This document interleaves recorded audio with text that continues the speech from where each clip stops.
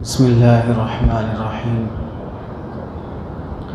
الحمد للہ رب العالمین الرحمن الرحیم مالک یوم الدین صدق اللہ العظیم۔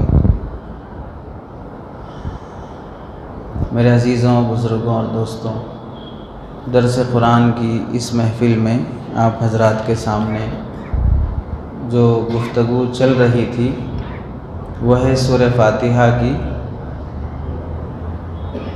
تفسیر سے متعلق۔ گزشتہ ہفتہ 3 آیتیں پڑھی گئی تھیں، الحمدللہ رب العالمین الرحمن الرحیم مالک یوم الدین۔ اس میں مختصراً شروع کی 2 آیتوں کی وضاحت مکمل ہو چکی تھی اپنے لحاظ سے۔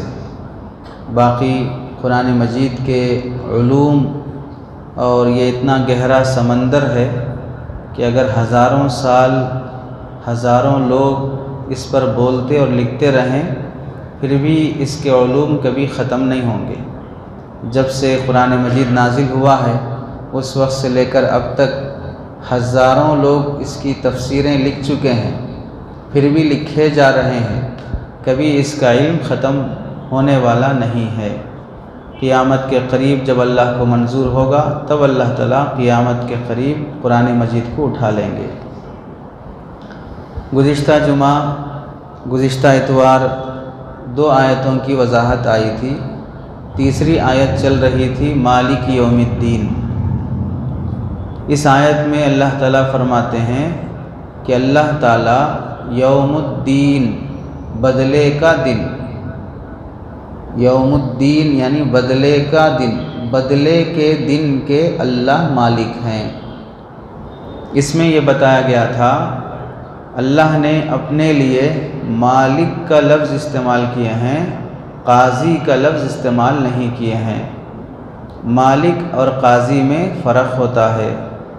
قاضی جج، جسٹس، قانون کا پابند ہوتا ہے، مالک قانون کا پابند نہیں ہوتا۔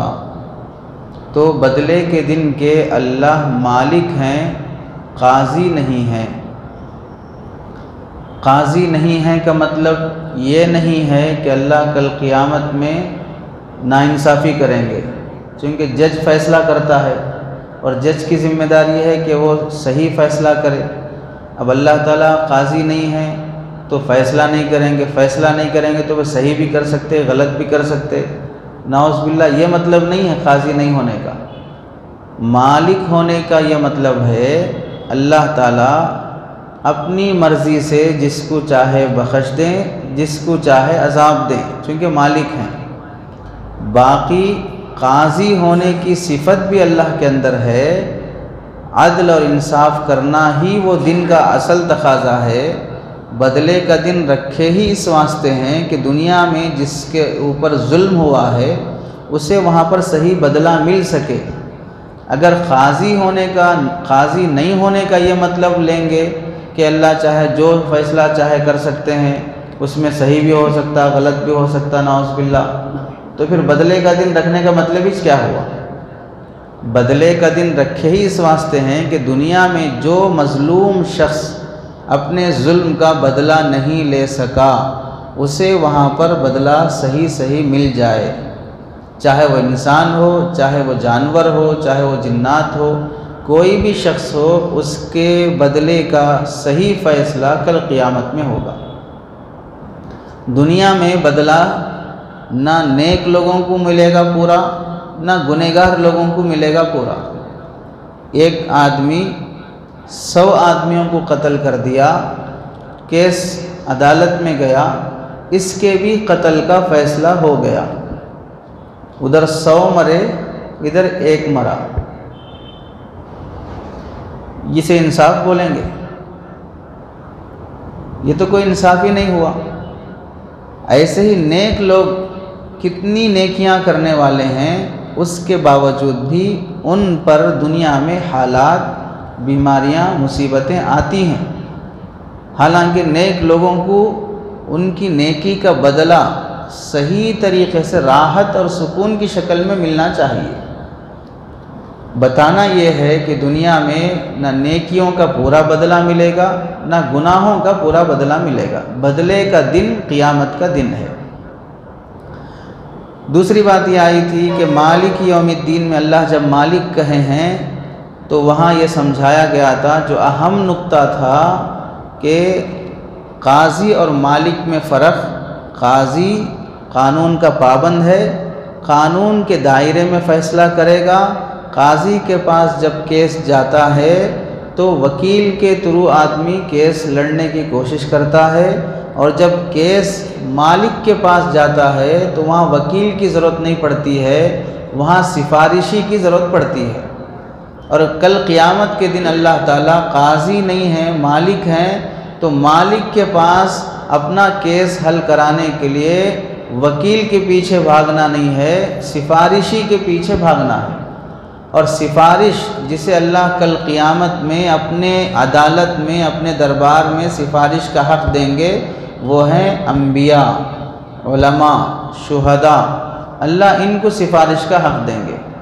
تو کل قیامت کے دن اپنا کیس حل کرانا ہے، تو اب ذمہ داری یہ ہے کہ انبیاء کی اتباع کی جائے اور انبیاء کے نائب علماء کے طریقے کو اپنایا جائے، چونکہ وہ ترجمان شریعت ہوتے ہیں۔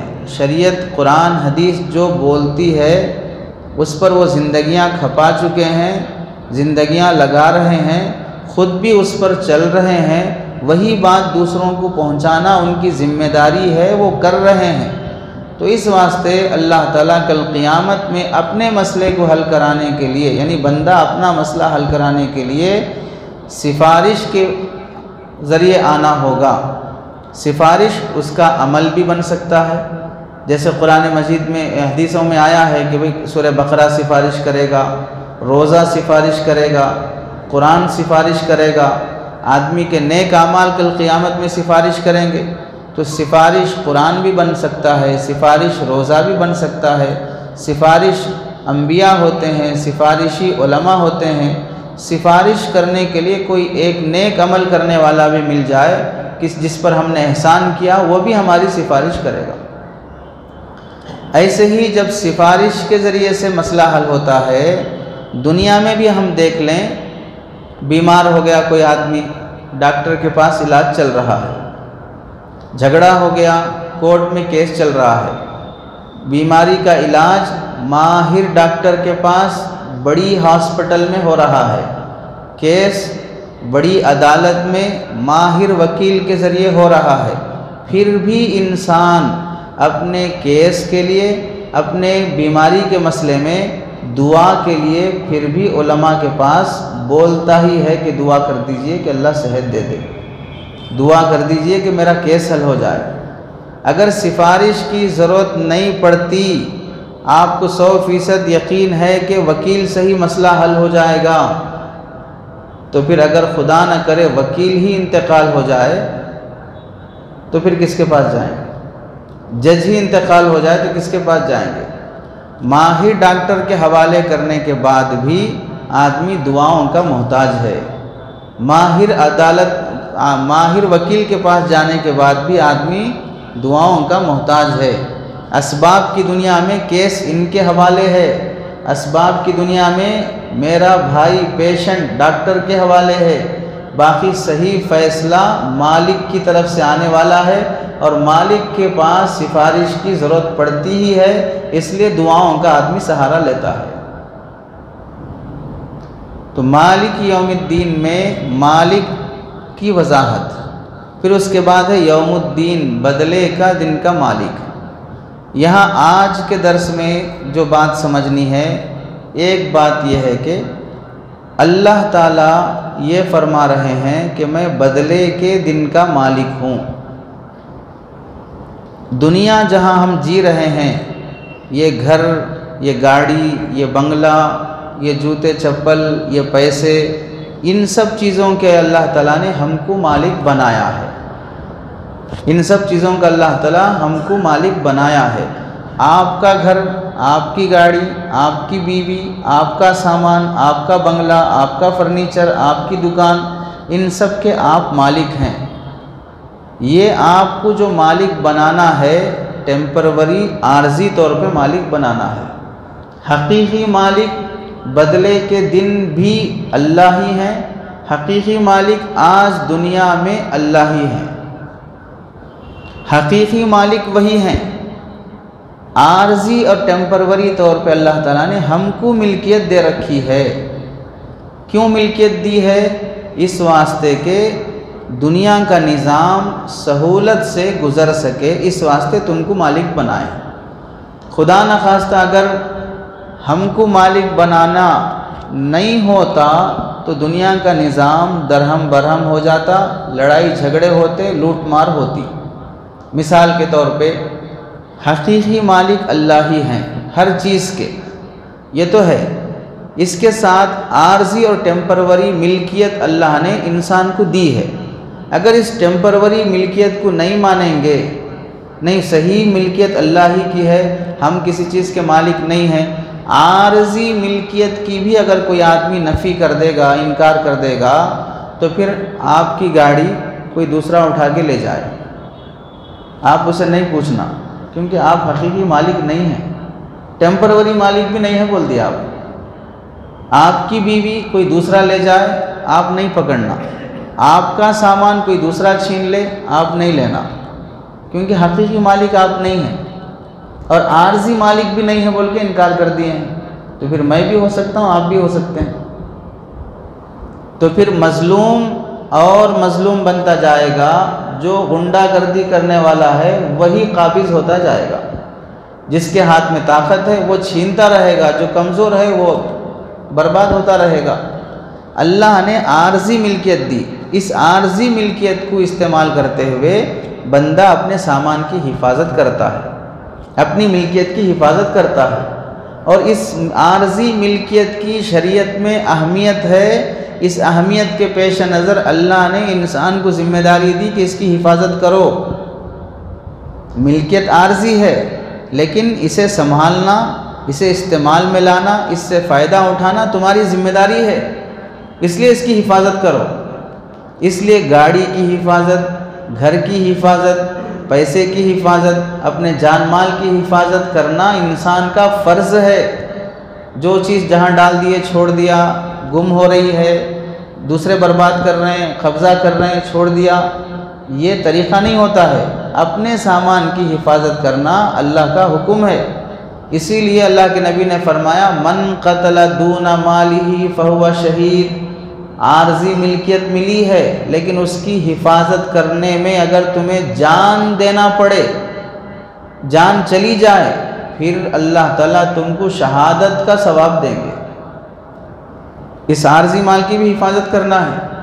آپ نماز کے لیے کھڑے ہیں، سامنے آپ کے جیب سے نکل کے پیسہ گر گیا، کوئی آدمی وہ پیسہ اٹھا کے بھاگ رہا ہے، شریعت بولے گی نماز توڑ دیجئے، پہلے اسے پکڑ کے اپنا پیسہ نکال لیجئے، اس کے بعد نماز پڑھ لیجئے، ورنہ آپ نماز میں نہیں رہیں گے، آپ اس چور کے پیچھے پیچھے جاتے رہیں گے، اگرچہ کہ آپ یہاں کھڑے ہیں، لیکن پورا دماغ آپ کا اس کے پیچھے ہے، کون سی گیٹ سے نکلا ہوگا، کدھر گیا ہوگا، وہ کیسا دکھتا تھا، فوراً نکلتے ہی آپ نماز تو کدھر گئی نہیں معلوم، کون سے سورے پڑھے نہیں معلوم، اس واسطے بولیں گے پہلے توڑ دو، اس کے بعد اپنا سامان لو اور پھر ادھر۔ حضرت امام ابو حنیفہ سے کسی نے پوچھا کہ اگر ہم سفر میں ہوں اور قبلہ کدھر ہے، ایسے موقع پہ کدھر رخ کرنا ہے، لطیفے کے طور پہ امام ابو حنیفہ نے فرمایا کہ کدھر رخ کر کے نماز پڑھنا چاہیے، تو امام ابو حنیفہ نے فرمایا جدھر تمہارا سامان رکھا ہے ادھر رخ کر کے نماز پڑھو،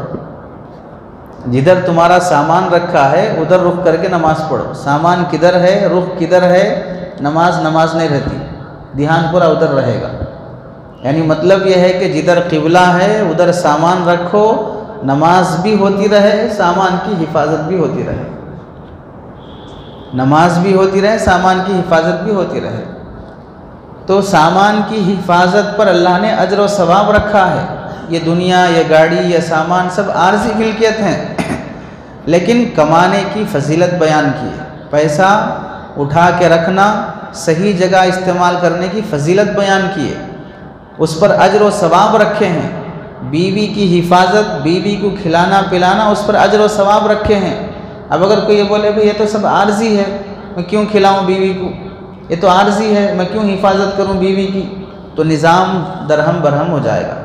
حفاظت کے لیے اللہ تعالیٰ نے انسان کے اندر ایک بڑی اچھی چیز رکھی ہے، وہ ہے غصہ۔ غصہ انسان کے اندر جو رکھا گیا ہے، اس کی حکمت کیا ہے؟ آدمی اپنی حفاظت کر سکے۔ غصہ جو رکھا گیا ہے اس کی حکمتوں میں سے ایک حکمت یہ ہے کہ انسان اپنی اور اپنے مال کی، اپنے گھر کی حفاظت کر سکے۔ غصہ نہیں ہے تو آپ حفاظت نہیں کر سکتے۔ اسے سمجھیے غصے کی حکمت کیا ہے۔ آپ مثال کے طور پہ موبائل لے کے بیٹھے ہیں، کوئی آدمی آ کے اٹھا کے لے جا رہا، میرے اندر غصہ ہی نہیں ہے تو دیکھتے ہی رہوں گا، میں میرا ہے بول کے میرے اندر احساس نہیں ہے اور مجھے اس کی بچانے کی فکر نہیں ہے۔ کوئی لے جا رہا تو مجھے کچھ بھی اندر سے کیفیت بدل رہی اس لیے میری، تو پھر میرا موبائل کوئی لے جا رہا دیکھتے رہوں گا، بیوی کو کوئی اٹھا لے کے جا رہا دیکھتے رہوں گا، گاڑی کوئی اٹھا لے کے جا رہا دیکھتے رہوں گا۔ تو میرا ہے تو مجھے اسے بچانے کے لیے غصہ نہیں آ رہا ہے۔ آپ کو اپنا ہے بول کے جب سمجھ میں آتا ہے تو آپ کی بہن پہ، آپ کی بیوی پہ، آپ کی گاڑی پہ کوئی غلط نگاہ ڈالتا ہے تو فوراً تیور بدل جاتے ہیں، غصے سے دیکھتے ہیں، کیا ہے بھائی، کیا بات ہے، کہیں کو دیکھ رہے۔ یہ جو ہو رہا ہے کس واسطے؟ اپنے سامان کی حفاظت کے واسطے۔ یہ چیز انسان کے اندر نہیں رہے گی تو سب سامان لوٹ کے جاتا رہے گا، نظام ختم ہو جاتا ہے۔ تو مالک یوم الدین میں حقیقی مالک اللہ ہیں، عارضی مالک انسان ہے۔ اس عارضی ملکیت کو استعمال کرنے پر بھی ثواب ہے، حفاظت کرنے پر بھی ثواب ہے، حفاظت کرنے کی ذمہ داری بھی ہے۔ اس حفاظت میں جان چلی جائے تو بھی ثواب ملتا ہے۔ عارضی ملکیت کیوں ہے انسان کی؟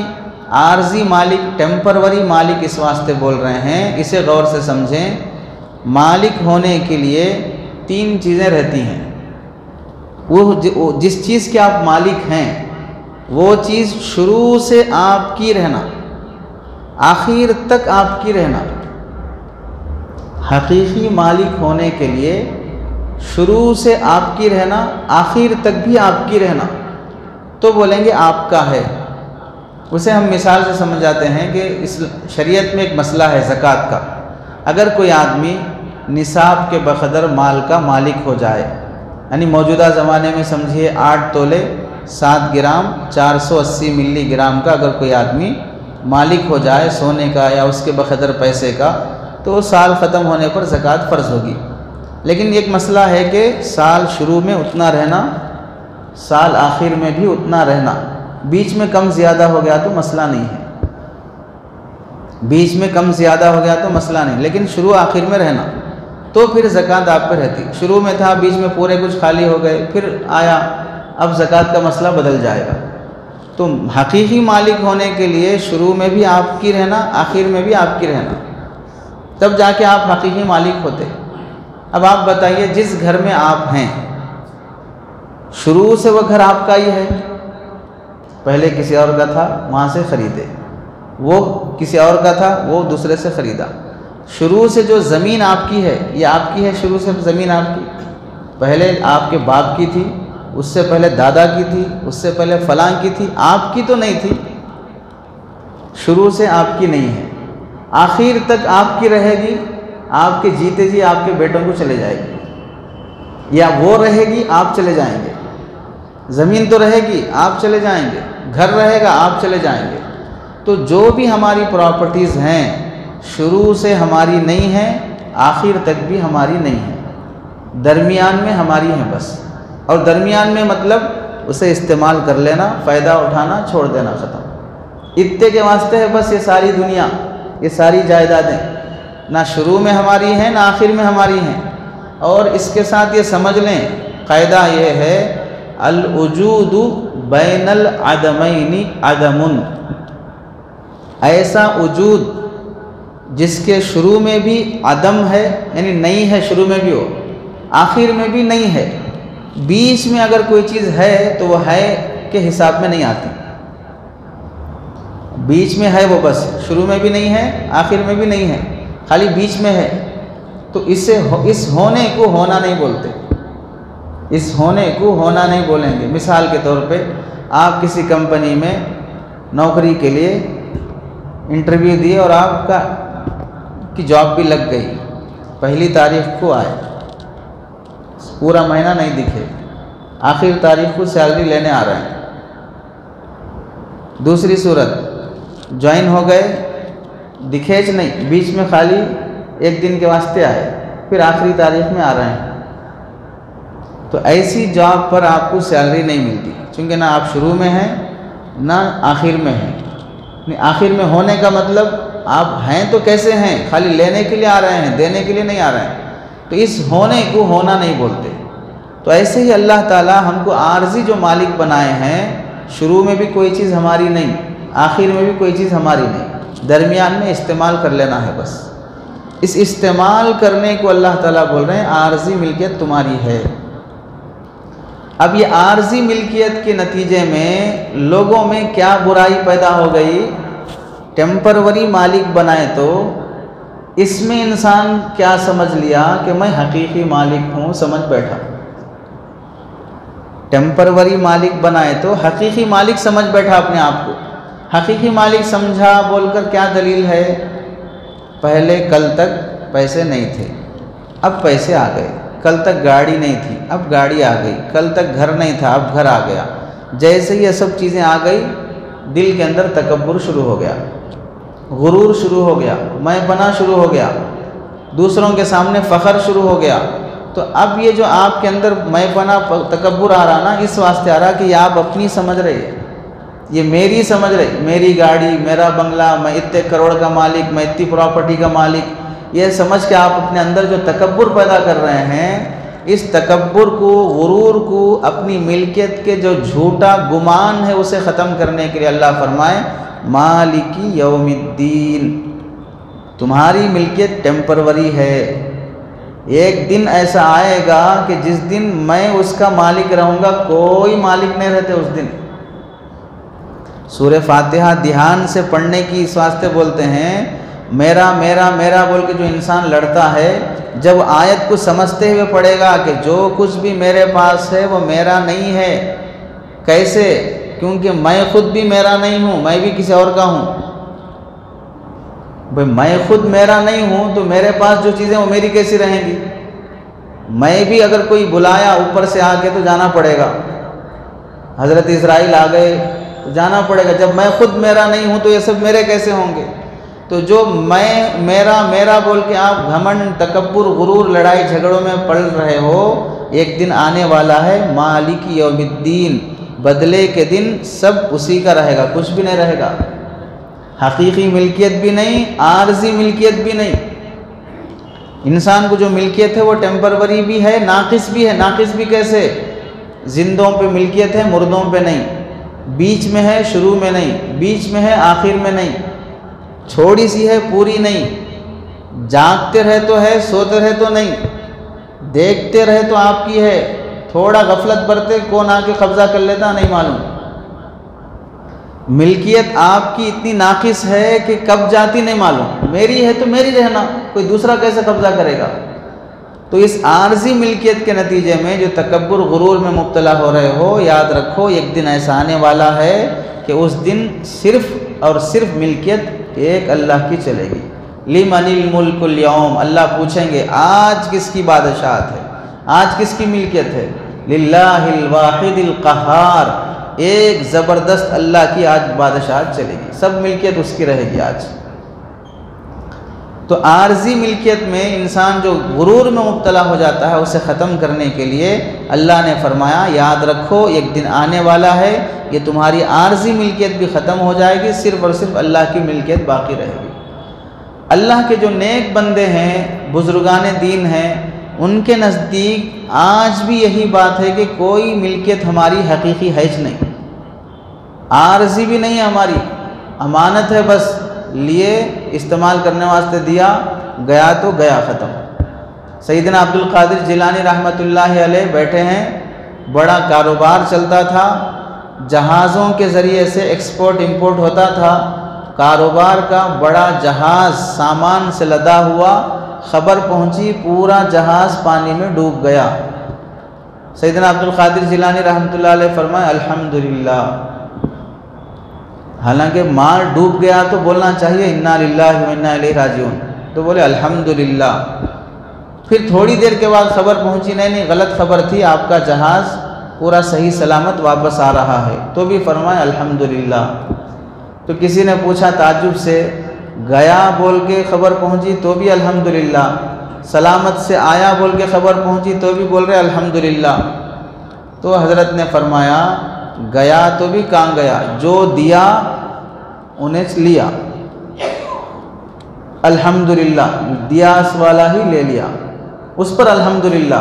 صحیح سلامت بھیجا تو میرا نہیں تھا، وہ دے دیا میرے کو، وہ الحمدللہ، میرا تھا اس نے وہ دے دیا ہے الحمدللہ۔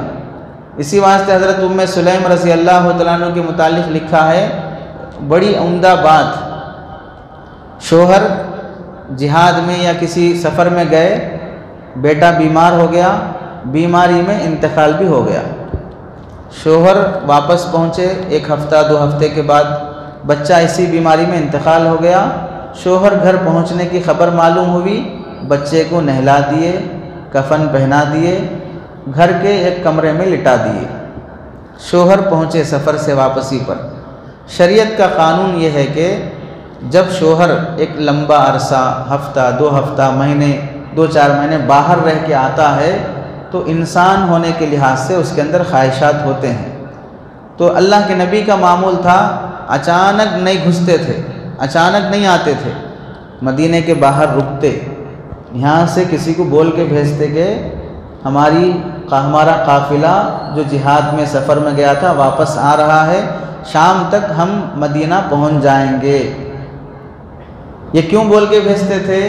عورتیں عام طور سے مرد گھر میں نہیں ہیں تو اتنا زیادہ نہانا دھونا بننا سورنا اہتمام نہیں ہوتا، چونکہ یہ سب شوہر کی خاطر کرنا ہے، جب شوہر ہی نہیں ہے گھر پہ تو بننا سورنا زیادہ نہیں ہوتا، تو پہلے اطلاع پہنچا دیتے کہ شوہر آ رہا ہے، اب نہانا دھونا بننا سورنا کر لو شوہر کی خاطر، تاکہ شوہر جب گھر میں آئے تو تمہیں ایسی حالت میں نہ دیکھے جو اسے پسند نہ ہو، تمہیں اچھی حالت میں دیکھے۔ یہی بات آج بھی آفس جانے والوں کے لیے، جاب اور کاروبار کو جانے والوں کے لیے، کہ صبح سے شام تک شوہر گھر سے باہر جاتا ہے تو شام جب واپس آتا ہو تو ان گھر میں رہنے والی بیویوں کی ذمہ داری ہے کہ شام جب گھر شوہر آنے کا ٹائم ہو، ٹائم سے پہلے بن سور کر تیار رہیں۔ اس کی حکمت کیا ہے؟ جس آفس میں شوہر کام کرنے جا رہا ہے وہاں پر دوسری لڑکیاں ٹائٹ کپڑے میک اپ کر کے اسپرے لگا کے خوشبو سے بن سور کے آ رہی ہیں، 8 گھنٹے اس کے آس پاس وہ خوبصورت لڑکیوں کو دیکھ رہا ہے، یہاں گھر میں آنے کے بعد جب اپنی بیوی کو دیکھتا ہے تو سڑی میلی کچلی دکھ رہی ہے، ہر دن وہی حال ہے، بال بکھرے ہوئے ہیں، بدبو آ رہی ہے، چوٹی نہیں، تیل نہیں، کپڑے ڈھنگ کے نہیں، سڑی ہوئی پھٹی نائٹی پہن کے ہے، 1 بار 2 بار 1 مہینہ 2 مہینہ، اس کے بعد نفس اسے بیوی کی محبت ختم کر کے اپنے آفس میں کام کرنے والوں کی طرف رغبت پیدا کر دے گا۔ اب جب وہ چیز شروع ہو جاتی ہے تو ادھر بیویاں روتی ہیں کہ شوہر میرے کو ٹائم نہیں دے رہے، گھر کو آئے تو بھی بات نہیں کر رہے، میرے ساتھ نہیں سو رہے، فلاں نہیں کر رہے۔ اس کے پیچھے جو اسباب ہیں ان میں سے ایک سبب آپ کی خود غلطی ہے، آپ اسے اپنی طرف مائل کرنے کے وہ اسباب اختیار نہیں کیے جو کرنا چاہیے۔ تو اللہ کے نبی علیہ السلام کا معمول تھا، تو یہ صحابی بھی آئے، آنے کی اطلاع پہنچی کہ شوہر واپس آ رہے ہیں، تو شوہر واپس آنے کے بعد سفر سے بشری جو تقاضا ہوتا ہے اس تقاضے کے لحاظ سے یہ خاتون بھی بن سور کے تیار ہو گئی۔ اب شوہر پوچھے بیٹا کیسا ہے؟ اچھا ہے۔ کیا کر رہا ہے؟ آرام کر رہا ہے۔ طبیعت کیسی ہے؟ پورے کو ٹھیک ہو گئی ہے۔ یہ جوابات ہیں ان کے، پورے کو ٹھیک ہو گئی ہے۔ اب شوہر یہ سمجھے کہ بچہ بالکل ٹھیک ہو گیا، اب جو تقاضا رہتا ہے میاں بیوی کا بشری تقاضا وہ پورا ہوا۔ صبح فجر کے لیے اٹھے، غسل کر کے فارغ ہو گئے، فجر کی نماز جب جانے لگے تو بیوی نے کہا ایک مسئلہ پوچھنا ہے۔ کیا مسئلہ ہے؟ تو بیوی پوچھ رہی ہے کہ ہمارے پڑوس میں رہنے والے ایک چیز ہم کو امانت کے طور پہ دیے تھے، چند دن رکھ لو بعد میں ہم لے لیتے بول کے، ہم وہ رکھ لیے، اب وہ 2 مہینے 10 مہینے کے بعد آ کے پوچھ رہے ہیں وہ ہماری جو امانت ہے ہم کو دے دو بول کے۔ اب وہ پوچھنے کے وقت ہم ان کو دینا یا نہیں دینا، تو شوہر بولے کئی کو نہیں دیتے، ان کی چیز ہے وہ دے دینا۔ اچھا ٹھیک ہے، دے دیتے وقت کچھ ہمارے دل کو تکلیف ہونا کیا، رونا کیا، بھئی جا رہی نا ہماری چیز بول کے۔ تو شوہر بولے عجیب بات ہے، وہ ہماری ہے نہیں، وہ امانت ہے، وہ دوسرے کی ہے، وہ دے دیے تو واپس لے لیے۔ تو اب بیوی بولنے لگی بات یہ ہے کہ ہمارا بیٹا اللہ کی امانت تھی، بیمار تھا، رات 2 دن کل اس کا انتقال ہو گیا، اللہ کی امانت تھی، اللہ واپس لے لیے، اب اس پر ہم غم کرنا، یہ اللہ کی امانت اللہ کے حوالے ہو گئی بول کے خاموش رہنا۔ کس قدر عقل مندی سے اس عورت نے اپنے شوہر کو سنبھالا ہے۔ اللہ کے نبی علیہ السلام کو جب یہ صحابی جا کے سنائے کہ میری بیوی نے اس حکمت سے میرے غم کو سنبھالا ہے، اللہ کے نبی علیہ السلام نے ایسی دعائیں دی، ایسی مبارکبادی دی کہ اللہ تعالیٰ اس بندی کے غم سے اتنا خوش ہیں کہ اللہ اس کے حق میں جنت کا فیصلہ فرماتے ہیں۔ یعنی خوشی کے الفاظ اللہ کے نبی علیہ السلام نے دعائیہ اور تعریف کے کلمات اس خاتون کے لیے کہے۔ تو عارضی ملکیت ہے، چلے گیا تو بھی اللہ کا، مل گیا تو بھی اللہ کا۔ سکون سے جینے کا بہتر طریقہ یہی ہے کہ آدمی دھیان میں رکھے میرے پاس جو کچھ بھی ہے چند دن کے لیے ہے، سب ختم ہونے والا۔ اب اسے جب سمجھو گے تو یہاں جو کچھ بھی عدالتوں میں، کورٹ کچہریوں میں جھگڑے، ایک دوسرے کو مار دینا، قتل کر دینا، مرڈر کر دینا، یہ سب کس وجہ سے چل رہا ہے؟ انسان یہ سوچ کے جی رہا ہے میرا میرا، اب اسے پانے کے لیے جو کرنا ہے کریں گے۔ تو اللہ یہ فرمانے تیرا ہے ہی نہیں ہے، تو خود بھی تیرا نہیں ہے، تو اس کے لیے اتنے لڑائی جھگڑے کیوں؟ تو مالک یوم الدین کو سمجھیے اچھی طریقے سے کہ ہم اصل میں مالک نہیں ہیں، اللہ مالک ہے، بدلے کے دن کے مالک ہیں، آج کے بھی وہی مالک ہیں، کل کے بھی وہی مالک ہیں۔ آج ہم کو جو کچھ بھی دیے ہیں وہ بس استعمال کرنے کے لیے ہے، حقیقت میں وہی ہمارے ہر چیز کے مالک ہیں۔ مالک یوم الدین، یہ 3 آیتیں جس کی خلاصہ کیا گیا۔ اب اس کو خلاصے کے طور پہ سمجھ لیں 3 آیتوں کو۔ الحمدللہ رب العالمین، الرحمن الرحیم، مالک یوم الدین۔ الحمدللہ میں اللہ تعالیٰ الحمدللہ رب العالمین، الرحمن الرحیم، مالک یوم الدین، یہ 3 آیتوں میں انسان کو 3 باتیں سمجھائے۔ کیا 3 باتیں؟ پہلی اور دوسری آیت میں اللہ ایک ہے، اللہ پالنہار ہے، توحید کا مسئلہ ثابت ہوا۔ کیسے ثابت ہوا؟ تمام تعریفیں اسی پروردگار کے لیے ہیں جو تمام عالموں کا پالنہار ہے، اسی اللہ کے لیے جو تمام عالموں کا پالنہار ہے۔ ہم آدم علیہ السلام سے لے کر ان سے پہلے بھی کوئی نہیں تھا، رب بولتے ہیں تربیت کرنے والا، پروان دینے والا، تو وہی پہلے سے تھا، ہم نہیں تھے، پیدا کیا، نطفہ بنایا، لوتھڑا بنایا، گوشت بنایا، ہڈی بنایا، روح دیا، سب وہی کیا ہے، رب وہی ہے۔ انسان پر 3 حالتیں آتی ہیں، اسے سمجھنے کے لیے یہ بات سمجھ لیجئے، پاسٹ، پریزنٹ، فیوچر، ماضی، حال، مستقبل، 3 حالتیں رہتی۔ پہلے نہیں تھے، اب ہیں، آگے کیا ہوتا نہیں معلوم، پاسٹ، پریزنٹ، فیوچر۔ ایسے ہی الحمدللہ رب العالمین، مالک یوم الدین، یہ 3 آیتیں، اس میں سمجھ لیجئے الحمدللہ رب العالمین پاسٹ، ہم نہیں تھے، پیدا کیا، تربیت کیا، بڑا کیا، یہ ہے پاسٹ۔ الرحمن الرحیم، اب ہیں، اپنے رحم سے کھلا رہا ہے، اپنے رحم سے دے رہا ہے، رحمان ہے، سب کو کھلا رہا ہے، مسلمانوں کو، غیروں کو، سب کو بھی۔ رحیم ہے، خاص رحمت بھی دے رہا ہے۔ آگے فیوچر، مالک یوم الدین، بدلے کے دن میں وہی مالک ہے۔ تو الحمد میں پاسٹ، الرحمن میں پریزنٹ، اور مالک یوم الدین میں فیوچر، پہلے بھی وہی، اب بھی وہی، آخر میں بھی وہی۔ تو یہ 3 آیتوں میں اللہ تعالیٰ دو باتیں ہم کو سمجھا دیے، اللہ ایک ہیں، وہی پالنے والے ہیں، وہی عالموں کے رب ہیں، اس عالم کے ذریعے سے اس کو پہچاننا ہے، اور پھر ایک دن ایسا آئے گا جو بدلے کا دن ہے، وہاں پر سب کا بدلہ ملے گا۔ اس سے معلوم ہوا مرنے کے بعد قیامت آئے گی، مرنے کے بعد آخرت آئے گی۔ اسی کو ہم آسان الفاظ میں بولتے ہیں توحید اور آخرت، توحید اور آخرت۔ ان تین آیتوں میں اللہ کا ایک ہونا بھی ثابت ہوا، اور انہی تین آیتوں سے آخرت قیامت کا دن بھی ثابت ہوا کہ مرنے کے بعد ایک دن ایسا آئے گا جس دن بدلہ دیا جائے گا اچھے اور برے کا، اس دن کا وہی مالک ہوگا۔ اور مسلمانوں کے عقیدوں میں اہم عقیدہ آخرت کا عقیدہ، کہ ہم کو مرنے کے بعد وہاں پر حاضر ہونا ہے۔ اللہ سے دعا ہے کہ اللہ ہم سب کو سمجھ اور عمل کی توفیق عطا فرمائے، عمل کی توفیق دے۔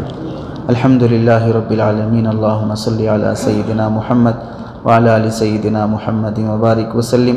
ربنا ظلمنا انفسنا وإن لم تغفر لنا وترحمنا لنكونن من الخاسرين۔ ربنا آتنا في الدنيا حسنة وفي الآخرة حسنة وقنا عذاب النار۔ ربنا تقبل منا ما كان صالحا وأصلح لنا ما كان فاسدا۔ ربنا تقبل دعانا إنك أنت السميع العليم وتب علينا إنك أنت التواب الرحيم۔ وسلام على المرسلين والحمد لله رب العالمين۔